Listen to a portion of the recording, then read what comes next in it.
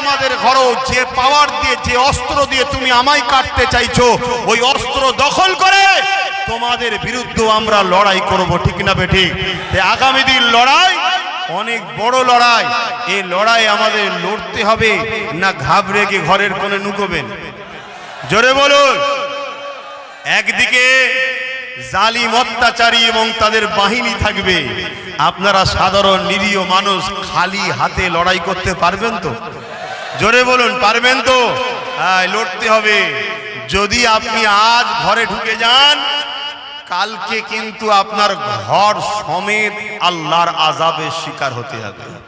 এটা তো পরীক্ষা, এটা তো আমাদের জন্য পরীক্ষা। নয় হঠাৎ করে মুদি পাগলার মতো বলে ফেললো কেন যে ওয়াকফ লোক, ওয়াকফ বিরুদ্ধে আইন করলো কেন? এ কথা বুঝছেন না, বোঝেন না? আর যে আমাদেরকে বললো বিজেপির হাত থেকে বাঁচাবো, হঠাৎ করে সে আবার মোদির আইনকে মেনে নিল কেন? কথা মাথায় ঢুকছে না, ঢোকে না? এটা আমাদের পরীক্ষা আল্লাহর পক্ষ থেকে। যেমন মুসা নবীর উম্মতকে ফেরাউনদের পরীক্ষা নিয়েছে, ইব্রাহিম নবীর উম্মতকে নমরুদদের পরীক্ষা নিয়েছে, হযরতে বেলালকে উমাইয়াকে দিয়ে পরীক্ষা নিয়েছে।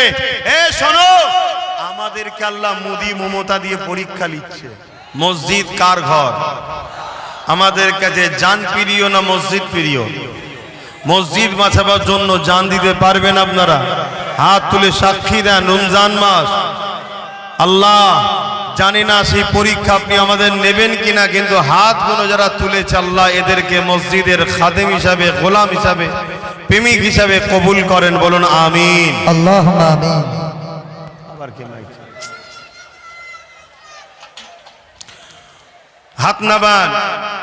আজ কেন্দ্রের জালিম সরকার ওয়াকফকে মিটাতে চাইছে না, চাই না? ওয়াকফ মানে মসজিদ, মাদ্রাসা, কবরস্থান, ঈদগাহ, তাই তো নাকি? আমি যেখানেই যাই, লোক যাই বলুক, একটু ওয়াকফ নিয়ে দু কথা বলি। আমি এখানে একটু বলবো, আপনারা সহমত? সহমত? কেন ওয়াকফ চলে যাওয়া মানে মসজিদ, মাদ্রাসা, কবরস্থান, ঈদগাহ, খানকা চলে গেলে আর ইসলামের রইল কি? তা মসজিদ বাঁচাবার দরকার আছে না নাই? সত্যি যদি মসজিদ বাঁচাতে চায়, তার একটা ছোট্ট নমুনা দেখান। এখান থেকে 10টা মানুষ, মাত্র রমজান শরীফের মাসে 10টা মানুষ 5000 করে টাকা নেবো মসজিদের জন্যে। যদি 10টা আপনারা দেন, 11 নম্বর আমি দেবো। মাত্র 10টা মানুষ 5000 করে টাকা এই মসজিদের জন্য। থাকলে নগদ দেবেন, না থাকলে লিখে নেবেন। এই 10টা মানুষ হাত তোলেন। প্রথম কে হাত তোলো দেখি? 1টা, 2টো, 3টে, 4টে, 5টা, 6টা, 6টা, আর কই? 7টা, 7টা, 8টা, মাশাআল্লাহ 8টা, 9টা, আর একটা বান্দা। 10, 11, আমাকে নিয়ে 12। কিন্তু 12 হলে তো হবে না, বেজোর করতে হবে। কে বেজোর করবেন? 13 কে? ওখানে একজন হয়ে গেছে, 14 হয়ে গেল, সেই জোর হয়ে গেল। এই ইফতারের সময় আর একজন করে বেশি বেজোর করবে না। কে আছে? আর একজন আল্লাহর বান্দা 5000। তুমি তো আগে হাত তুলেছো, গুনে দিছি, গুনল। কে আছে? কই? তাহলে 15। আজ যেন এর সাথে কেউ দেবেন না, তাহলে আবার বেজোর হয়ে যাবে, আবার তুলতে হবে। বসুন, নামগুলো লিখবো। হ্যাঁ, বসে যান, বসে যান, বসে যান, এক্ষুনি দোয়া হবে। তাহলে 15 জনের নামটা লিখে নেন, যাদের নগদ আগে দেবে। 15 জনের লিখে নেন। আর ছেলেরা যাচ্ছে, যার যা খুশি আল্লাহর ঘরের জন্য দেন, যার যা খুশি আল্লাহর ঘরের জন্য দেন। ছেলেরা যাচ্ছে, সবাই তেলাওয়াত করেন। কই কমিটির ছেলে কই? নাম লিখার জন্য যান। 15টা নাম উঠেছে, 5000 করে। তার মধ্যে আমি একজন আছি। রোজার মাস ধার রেখে লাভ নেই, নগদ দিদি। কে? 100 আরো বেশি। দেখি আমার পকেটে আছে কি, ফকির সাহেবের পকেটে। হ্যাঁ আছে, আছে, আছে, কেন থাকবে না? আওলাদে মুজাদ্দেদ। দাদা হুজুরকে আল্লাহ এমন নিয়ামত করেছে, দাদা হুজুরের আওলাদদেরকে যদি কেউ মনে করে ঘরে ঢুকিয়ে দেবো আর খেতে দেবো না, সে পাগল ছাড়া আর কেউ নাই। পথটা চলে গেলে তোর সব শেষ হয়ে যাবে রে পাগল। আর দাদা হুজুরের আওলাদ ও ছোট বাচ্চা ছেলেও আমার বাচ্চাকে অনেকে মুসাফা করে নজরানা দিতে যায়, আমি খবরদার দেবেন না, আমি দিতে দিই না। কেউ যদি হাত বেরিয়ে আমার বাচ্চাকে দিতে দেয় আমি দিতে দিই না। নজরানা দিয়া সুন্নাত, না এখন দেবেন না, কথা বুঝে আসছে, ওটা আলাদা বিষয়। তো যাই হোক, এটা দাদা হুজুরের একটা কবুলিয়াতের সিলসিলা, এই সিলসিলাকেও মিটাবার চেষ্টা চলছে। আমি রোজার মাস ওইদিকে বেশি আর যাচ্ছি না, কারণ ইফতারের ব্যাপার আছে, ছেলেরা গেছে, যার যা খুশি দেন। আমি সংক্ষেপে এতটুকু শুধু বলবো, মসজিদকে বাঁচাতে আপনারা চান, একটু হাত তুলে তুলে বলুন চান। ওয়াকাফকে বাঁচাতে চান, কবরস্থান ঈদগাহকে বাঁচাতে চান, হাত নাবান। মসজিদ মাদ্রাসা কবরস্থান ঈদগাহকে মিটাচ্ছে কেন্দ্রের সরকার, আপনারা জানেন তো? কোন জোরে মিটাচ্ছে ভাই বলুন বলুন? রাজ পাওয়ারে। যদি বেটাদের দম থাকে সামনাসামনি আসুক না, কে রাজ পাওয়ার ছেড়ে দিয়ে সামনাসামনি এসে জুলুমটা করুক না। এই কথা শুনছেন তো নাকি? হ্যাঁ, আমরা 100ই জালিমদের 1000 যত উপরে ভারী হয়ে যাব। কথা বুঝে আসছে না? নাই বলুন ইনশাআল্লাহ। হ্যাঁ, কিন্তু ওরা রাজ ক্ষমতা দিয়ে আইন তৈরি করে জুলুম করছে, তাই তো নাকি? বলুন, ওদের হাত থেকে মসজিদকে বাঁচাবার জন্য আমাদেরও রাজ পাওয়ারের দরকার আছে না নাই? তো সেই রাজ পাওয়ারটা সামনে দিন আসছে, আপনারা কাকে সাপোর্ট করবেন একটু ভেবে চিন্তে করা দরকার তো নাকি? আপনি বলবেন রোজার মাসে কথা বলছে কেন? না, আরে আপনি যখন ভোটটা দেবেন আপনার তো ভাবা দরকার, আমার এই ভোটটা ওয়াকাফকে বাঁচাবার জন্য যাচ্ছে না ওয়াকাফকে মিটাবার জন্য যাচ্ছে, এটা ভাবা দরকার আছে না নাই? আপনি ভাবছেন এই ভোট দিলে আমি কি পাবো, চাকরি পাবো না ভাতা পাবো, এটা যেমন ভাবছেন, তা আমি একটা হুজুর, আমি তো এটা আপনাকে বুঝাবো যে চাকরি ভাতা যাই বলেন ওটা আপনার দুনিয়া, দরকার আছে, আপনি ভাবছেন, ভাবুক, আমি নিষেধ করছি না, কিন্তু আপনি এটা ভাববেন না যে আমার ভোটটাই মসজিদের দুশ্মন শক্তিশালী হচ্ছে না মসজিদের দুশ্মনের যারা বিরুদ্ধে লড়াই করবে, মসজিদের পক্ষে যারা, তারা শক্তিশালী হচ্ছে, একটু ভাবা দরকার আছে না নাই? একটু জোরে বলুন। আমি জানি রাজনীতি মসজিদ মাদ্রাসা কবরস্থান ঈদগাহ মন্দিরের জন্য নয়, রাজনীতি মানুষ সেবার জন্য, আমি জানি, কিন্তু আমরা এটা ভাবছি, কিন্তু একদল লোক রাজনীতির ক্ষমতায় আমাদের মসজিদকে মিটাচ্ছে, হ্যাঁ কি না? এই যে নিউ টাউনে জোর করে দেখুন রাজ্য সরকার বিশেষ একটা ধর্মের স্থান করছে, ওটা কি শাসকের কাজ? তারপরেও করছে, চলো তোমার মন গেছে, কিন্তু পাশে আমার মসজিদটা আমি করছি, তুমি করতে দিচ্ছ না কেন? তাহলে শাসক তুমি আমার মসজিদের দুশ্মন, তাই তো নাকি?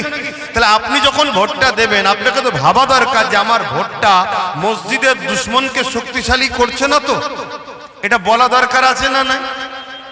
আমি আমার বাপ, আমার মা, আমার ভাই বোনকে শিখাবো তো নাকি? একজন পীরের আওলাদ বা একজন ইসলামের প্রচারক হিসাবে আমি আমার কওমের মানুষকে বুঝাবো, হ্যাঁ কি না? তাহলে বলুন, আগামী দিন তো ভোট আসছে, কদিন পরেই তো ভোট হবে, আপনি কি ওয়াকাফের দুশ্মন বিজেপিকে ভোট দেবেন? মসজিদ মাদ্রাসার দুশ্মন বিজেপিকে ভোট দেবেন আপনি? আপনি কি তাহলে ওই বিজেপির আইনকে যে মেনেছে আমাদের রাজ্যের টিএমসি সরকার, একে ভোট দেবেন? জোরে বলুন।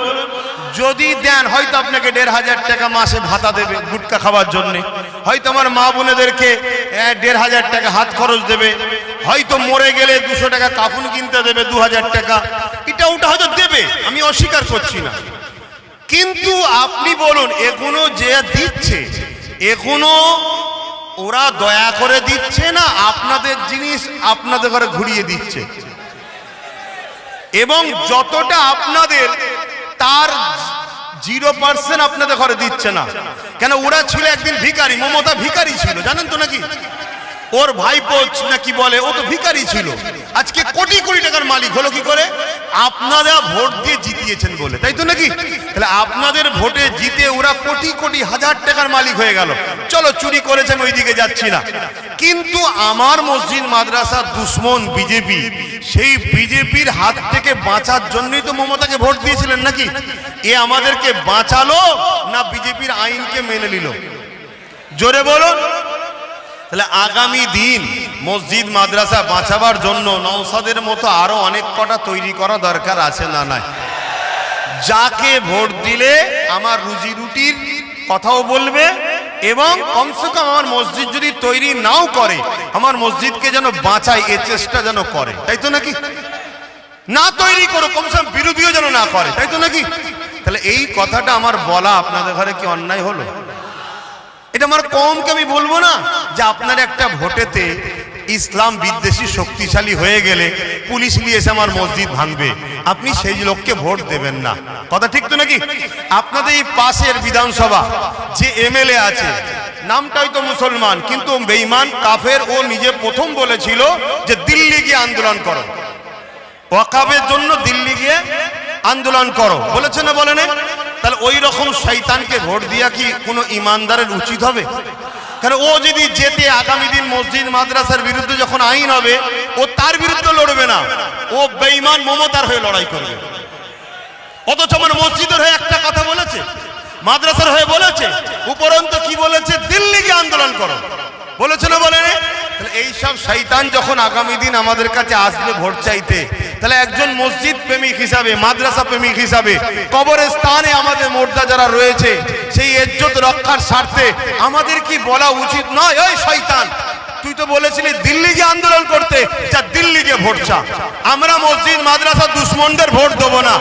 বলা দরকার আছে না? না বলুন, বলা দরকার আছে না? না আল্লাহ যেন আমাদেরকে এই রোজার মাসের পবিত্র মাসে মসজিদ প্রেমিক বানান, মাদ্রাসা প্রেমিক বানান, এক কথায় ওয়াকাফের দুশ্মনদের বিরুদ্ধে লড়াই করে আল্লাহ যেন ক্ষমতা দেন। বলুন আল্লাহুম্মা আমিন।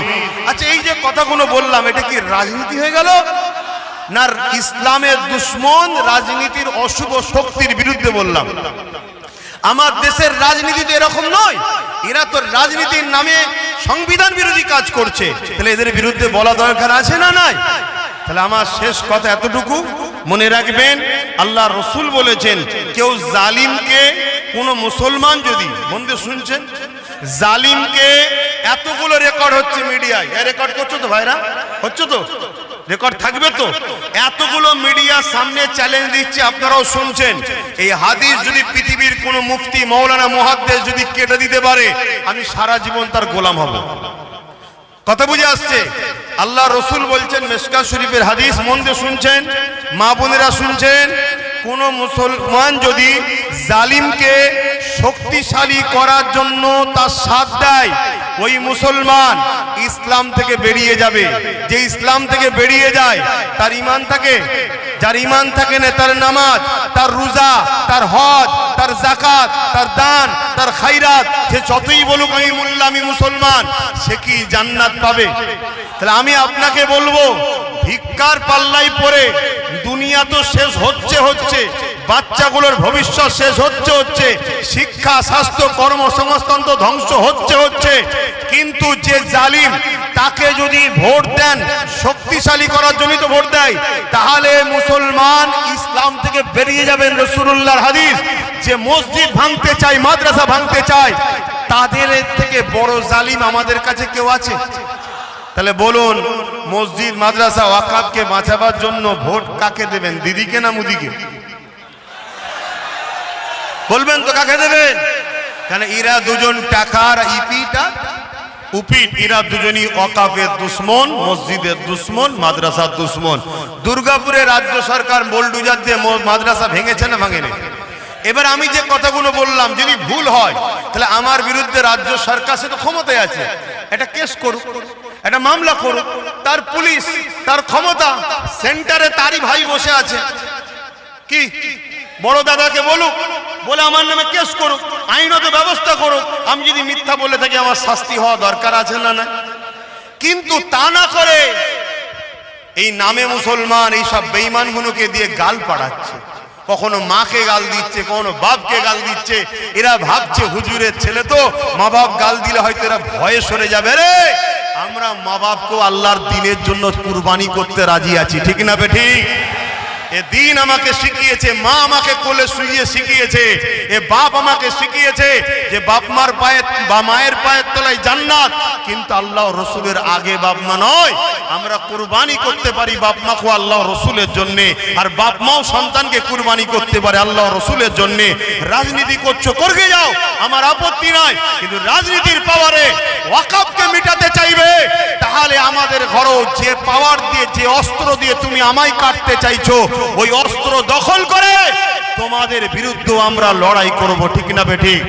আগামী দিন লড়াই অনেক বড় লড়াই। এই লড়াই আমাদের লড়তে হবে, না ঘাবড়ে গিয়ে ঘরের কোণে নুকোবেন? জোরে বলুন। একদিকে জালিম অত্যাচারী এবং তাদের বাহিনী থাকবে, আপনারা সাধারণ নিরীহ মানুষ খালি হাতে লড়াই করতে পারবেন তো? জোরে বলুন, পারবেন তো? হ্যাঁ, লড়তে হবে। যদি আপনি আজ ঘরে ঢুকে যান, কালকে কিন্তু আপনার ঘর সমেত আল্লাহর আযাবের শিকার হতে হবে। এটা তো পরীক্ষা, এটা তো আমাদের জন্য পরীক্ষা। নয় হঠাৎ করে মুদি পাগলার মতো বলে ফেললো কেন যে ওয়াকফ লোক, ওয়াকফ বিরুদ্ধে আইন করলো কেন? এ কথা বুঝছেন না, বোঝেন না? আর যে আমাদেরকে বললো বিজেপির হাত থেকে বাঁচাবো, হঠাৎ করে সে আবার মোদির আইনকে মেনে নিল কেন? কথা মাথায় ঢুকছে না, ঢোকে না? এটা আমাদের পরীক্ষা আল্লাহর পক্ষ থেকে। যেমন মুসা নবীর উম্মতকে ফেরাউনদের পরীক্ষা নিয়েছে, ইব্রাহিম নবীর উম্মতকে নমরুদদের পরীক্ষা নিয়েছে, হযরতে বেলালকে উমাইয়াকে পরীক্ষা নিয়েছে। এ শোনো, আমাদেরকে আল্লাহ মোদি মমতা দিয়ে পরীক্ষা নিচ্ছে। ঘাবড়াবার কোনো জায়গা নাই। দুটো রাস্তা, হয় গাজী না হয় শহীদ, তিনটে কোনো রাস্তা নেই। কথা মাথায় ঢুকলো তো? সেই জায়গায় যাক রোজার মাস, ইসলামের সম্পদ ওয়াকফ, ইসলামী মেম্বারে দাঁড়িয়ে ওয়াকফের দুশ্মনের বিরুদ্ধে বলিস, অসুবিধা আছে? আচ্ছা, ফেরাউনের বিরুদ্ধে বললে অসুবিধা আছে? নমরুদের বিরুদ্ধে, আবু জেহেলের বিরুদ্ধে কেন অসুবিধা নেই? তারা ইসলামের দুশ্মন, তাই তো নাকি? তাহলে মোদি আর মমতা ইসলামের বন্ধু নাকি? তাহলে ওদের বিরুদ্ধে যদি বলা এখান থেকে জায়েজ হয়, তাই এদের বিরুদ্ধে জায়েজ হবে না কেন? কথা বুঝে আসছে? একদল উলামারা আমাদের কনসেপ্ট তৈরি করে দিয়েছে যে এইখানে রাজনীতির বিষয়ে বলা যাবে না। শোনো, রাজনীতি করা হালাল, রাজনীতি করা হারাম। রাজনীতি যদি জুলুমের জন্য হয়, শোষণের জন্য হয়, ইসলামের বিদ্বেষী হয়, ওই রাজনীতি করা হারাম। আর যে রাজনীতি মানব সেবা, দেশ সেবার জন্য হবে, ওই রাজনীতি হালাল। কথা বুঝে আসছে? আর কথা নয়, এখনই দোয়া হবে। সকলে তওবা পড়েন, বিসমিল্লাহির রহমানির রহিম। আল্লাহ তাআলা, আমি জানা অজানা, ইচ্ছা ও ইচ্ছা গুনাহ হইতে তওবা করিতেছি। আস্তাগফিরুল্লাহ রাব্বি মিন কুল্লি যামবি ওয়া আতুবু ইলাইহি। গুনলে ও আতুবু ইলাইহি। আশহাদু আল্লা ইলাহা ইল্লাল্লাহু ওয়াহদাহু লা শারীকা লাহু ওয়া আশহাদু আন্না মুহাম্মাদান আবদুহু ওয়া রাসূলুহু। লা ইলাহা ইল্লাল্লাহ মুহাম্মাদুর রাসূলুল্লাহ সাল্লাল্লাহু আলাইহি ওয়াসাল্লাম। আচ্ছা, 7 মিনিট বাকি আছে। কি হয়েছে? ও এটা কোন আছে? ওইসব পকেট থেকে যেতে চাইছেন, দুবার লিয়ে ঢুকিয়ে পড়েছি, দিয়া ছেড়ে দিয়ে। আমরা বাপ বেটাই বসে আছি, আমরা হাসি খুশি করবো, যা খুশি করবো। এখানে বাইরের লোকজন নাক না গলায়। এটা আমার দাদা পীরের বাগান, আমার নবীর উম্মত। সে অন্য সিলসিলার হলো ইমানদার যদি হয়, নবীকে ভালোবাসে, তাহলে আমাদের ভাই। যে নবীকে ভালোবাসে না, সে আমাদের ভাই নয়। বাস, কথা বুঝে আসছে? কথা শেষ। এখন দোয়া হবে, 5 ওয়াক্ত নামাজ পড়বেন। রোজা চলছে, আগামী বছর পাবো কি না পাবো জানি না। আল্লাহ হায়াতে রেখেছে, একটা রোজা কেউ মিস না করে ফেলেন, মাথায় রাখবেন। ঈদের নামাজ পড়বেন, ভাই ভাই মিলেমিশে থাকবেন। মোমেন মুসলমান, মোমেন মুসলমানের ভাই ভাই, খবরদার কথা বন্ধ রাখবেন না। মুনাফিকের বিরুদ্ধে লড়াই রাসূল করেছে, আজও লড়াই হচ্ছে, কালো লড়াই হবে। মুনাফিককে কখনো দরদ দেখাতে যাবেন না। কথা বুঝে আসছে? মোমেন মুসলমান, মোমেন মুসলমান ভাই ভাই। মুনাফিক আর মোমেনের পার্থক্য কি? একটা ছোট্ট মোনাদি যাচ্ছি। মুনাফিক সেই ব্যক্তি সব বিষয়ে কথা বলবে, দিনের ব্যাপারে কথা বলবে না। কথা বুঝছেন? মোমেন সেই ব্যক্তি সব বিষয়ে কথা যেমন বলবে, দিনের ব্যাপারে আরো বেশি করে কথা বলবে। কথা মাথায় থাকবে, দিনটা তার কাছে আগে। চলো সংসার, পরিবার, সন্তান, চাকরি বাকরি, দেশ, রাজ্য সবটাই আমাদের প্রয়োজন আছে, কিন্তু আল্লাহ রসুলের আগে কেউ নয়। এটা মাথায় রাখবেন। আসেন আমার আম্মা বোনেরা, ছেলের কথা, হ্যাঁ কিছু বলবেন? ছেলের কথা, ভাইয়ের কথা মাথায় রাখবেন। সামান্য ভিক্ষায় যেন বিক্রি হয়ে যাবেন না। আমি আপনার পীরের আওলাদ বলে যাচ্ছি, যে সাগর এই চোরেদের ঘরে দিয়েছেন, ওই সাগর যদি কখনো আল্লাহ নবী বংশের আওলাদ আমার ভাইয়ের হাতে দায়িত্ব দেয়, আমি আপনাদের ঘরে কথা দিয়ে যাচ্ছি, ইনসাফ অনুযায়ী আপনাদেরকে অধিকার এবং আরো বেশি আপনাদের পাওনা, সব পাওনা মিটানো হবে। কিন্তু দায়িত্ব কে দেবে? আমি আল্লাহর কথা বলেছি, আপনাদের কথা বলিনি। কথা বুঝে আসছে? কেন আল্লাহ চাইলে মরাকেও জিন্দা করতে পারে, তো নওশাদকে সিএম বানাতে পারে না? কে বলে? আল্লাহ যদি চাই। এবার এই কথা যে কেউ যদি ইনকার, তুচ্ছতাচ্ছিল্য করে, মূলত সে আল্লাহর পাওয়ারের উপরে সন্দেহ দাবি করছে। আমি কোন মানুষের কথা বললাম না, না, আল্লাহ যদি দেয় তখন। আসেন আল্লাহুম্মা আমিন, আল্লাহুম্মা আমিন। আয় আল্লাহ, হাবিবের খাতে রহমত করে দয়া করে রোজার মাস। আয় আল্লাহ, এই মাহফিলকে আপনি কবুল করেন। বাৎসরিক মাহফিল হয়, এবছর রোজার মাসে পড়েছে, রোজার মাসে হচ্ছে। ভাইয়ের আমাকে দাওয়াত করেছে, আল্লাহ দিনের পক্ষে কথা বললাম। শত শেষে আজ যে আপনার ওয়াকাফকে ধ্বংস করার যে ষড়যন্ত্র আজকের ফেরাউন, আজকের জালিম অত্যাচারীরা করছে, তাদের বিরুদ্ধে দুটো কথা সজাগ করার জন্য, মানুষকে সংগঠিত হওয়ার জন্য বুঝালাম। আল্লাহ আমার উভয় কথাকে আপনি কবুল করে নিন। আল্লাহ এসব মিলিয়ে রহমত করে সব দেন। আমার পূর্বে আমার ভাই আলোচনা করেছেন ইসহাক সিদ্দিক আল কুরাইশি, তিনার কথাকেও কবুল করেন। রহমত করে সব দেন। আমার নূর নবীর দরবারে সব পৌঁছে দিন। হুজুর আব্বা জান, আম্মা জান, পরিবার, সাহাবা, সাহাবিয়া, চার পিরানে পীর, চার ইমাম হুজুরদের রূপকে সব পৌঁছে দিন। তামাম নবী সিদ্দিকিন, সুহাদা, সালিহ, আরিফ বিল্লাহ হুজুরদের রুহে সব পৌঁছে দিন। আয় আল্লাহ, আমাদের প্রত্যেকের পীর ও মুর্শিদ মুজাদ্দুজ্জামান দাদা হুজুর রূপকে সব পৌঁছে দিন। আল্লাহ সুলতানে হিন্দ গরিব নওয়াজ খাজা মঈনুদ্দিন চিশতি আজ সবখানা পৌঁছে দিন। আয় আল্লাহ, এই আমাদের এই ভাঙরের জমিনে শুয়ে আছেন সুলতান আসগর আলী হুজুর রূপকে সব পৌঁছে দিন। হারুয়া জমিন আব্বাস আলী সবখানা পৌঁছে দিন। ক্যানি আল্লাহ গাজী সাহেব হুজুর রূপকে সবখানা পৌঁছে দিন। মস্তান মঞ্জিল হুজুর রূপকে সবখানা পৌঁছে দিন। বড় মৌলানা বশির আল্লামা হুজুর রূপকে সব পৌঁছে দিন। দাদা হুজুরের যত খলিফা উলাদ হুজুরদের রুহের সব পৌঁছে দিন। আল্লাহ, এই ভাঙরে অনেক দাদা হুজুরের আলেম উলামা চলে গেছে, তখন রূপকে সব পৌঁছে দিন। আজও যারা বেঁচে আছে নেক হায়াত দারাজ করেন, দাদা সিলসিলা তথা দিন ইসলামের খেদমত করার তৌফিক দিন। আমরা যারা হাত তুলি, আমাদের মাই মুরব্বী যারা চলে গেছে জান্নাতি করে দিন। যারা বেঁচে আছে নেক হায়াত দারাজ করুন, দিন ইসলামের উপরে কায়েম রাখুন। নামাজি, মুত্তাকি, পরেজগার, হাজি গাজী বানান আল্লাহ। দিদারে কাবা, দিদারে মদিনা শরীফ যাওয়ার তৌফিক দান করুন আল্লাহ। রোজাদার দিল নিয়ে হাত তুলেছি, রোজা অবস্থায় হাত তুলেছি আল্লাহ। আমার ভাই নওশাদকে আপনি কামিয়াবি দেবেন আল্লাহ। জালিমদের ঘরে আপনি ধ্বংস করে দিন আল্লাহ। আল্লাহ, আমার ভাইয়ের রাস্তার কাঁটাগুলোকে পরিষ্কার করে দিন আল্লাহ। এবং আমার ভাইকে ন্যায়পরায়ণ, সত্যবাদী বানাবেন আল্লাহ। মানুষকে ভালোবাসা, ইনসাফ, ইনসানিয়াত প্রতিষ্ঠিত করার তৌফিক দান করবেন আল্লাহ। আয় আল্লাহ, আমার দেশকে আপনি হেফাজত করুন। আমার দেশের সেনাবাহিনী, পুলিশ বাহিনী, বিএসএফ বাহিনী, তাদেরকেও সুস্থ ভালো রাখুন। এই রোজার পবিত্র মাসে আল্লাহ আমার দেশের হিন্দু, দলিত, আদিবাসী সবাইকে সুস্থ ভালো রাখেন। আমার দেশে আপনি শান্তি দেন, রহমত দেন আল্লাহ। জালিম হুকুমাতদের হাত থেকে দেশ ও রাজ্যকে আল্লাহ নিরাপদে রাখুন। এই ভাঙরের জমিনে শান্তি দিন আল্লাহ। বাংলার জমিনে শান্তি দিন আল্লাহ। প্রতিটা বাড়িতে খুশি দিন, অভাব অনটন দূর করে দিন। না আজান দেবে আল্লাহ, ইফতার করবে, তাই দোয়া ছোট করছে, এই সময় দোয়া কবুল হয়। প্রত্যেকের মনের নেক আশাকে কবুল করুন। আমার আব্বা আম্মা, ভাই বোন, পরিবার, স্ত্রী, বাচ্চার উপর রহমত করুন আল্লাহ। আল্লাহ, আপনি আমার জন্য যথেষ্ট আসবেন আল্লাহ। আল্লাহ আমার নলের শ্রী কবুল করুন। আমিন, আমিন, আমিন। লা ইলাহা ইল্লাল্লাহু মুহাম্মাদুর রাসূলুল্লাহ। ভাই, একটা ছোট্ট কথা, জালিমের বিরুদ্ধে লড়ছি, ইসলামের পক্ষে, পাশে আছেন তো নাকি? তাহলে আগামী দিন ডাকলে, আশপাশে সমা হলে, জনসভায় যাবেন তো? বলুন ইনশাআল্লাহ। কাজ কাম ছেড়ে একটু যেতে হবে, বেশি নয়, একদিন দুদিন একটু সময় দিতে হবে। এখনই আজান দেবে, আজান দিলে আমি দোয়া পড়বো, আমার শেষে পড়বেন, পরে আল্লাহর নাম নিয়ে শুরু করবেন। এই সময়টা আল্লাহ ফেরেশতাদের ঘরে দেখায়, দেখো আমার ফেরেশতারা হাতে খাবার খাচ্ছে না, কার ভয়ে? জোরে বলেন। তাহলে হারাম খাবার সময় যারা খায় তারা কি আল্লাহকে ভয় করে? 1 মিনিট আগে খেজুর খেতে আল্লাহর ভয়, এতিমের মাল খেও না। কেউ পাননি এমন কেউ আছে না তো? সকলে পড়ুন বিসমিল্লাহির রহমানির রহিম।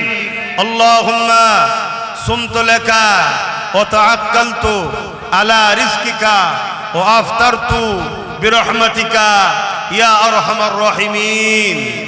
আমার আম্মা বোনেরা, আপনারা যে যেখানে আছেন আস্তে আস্তে ঘরে চলে যান। ঘরের ভেতরে গিয়ে বসে ইফতার করবেন, ফাঁকে নয়, ঘরের ভেতরে। কেন আপনারা মায়ের জাত, আল্লাহ আপনাদের অনেক নিয়ামত করেছে। এই মসজিদ আজান দিলে ইফতার করবেন।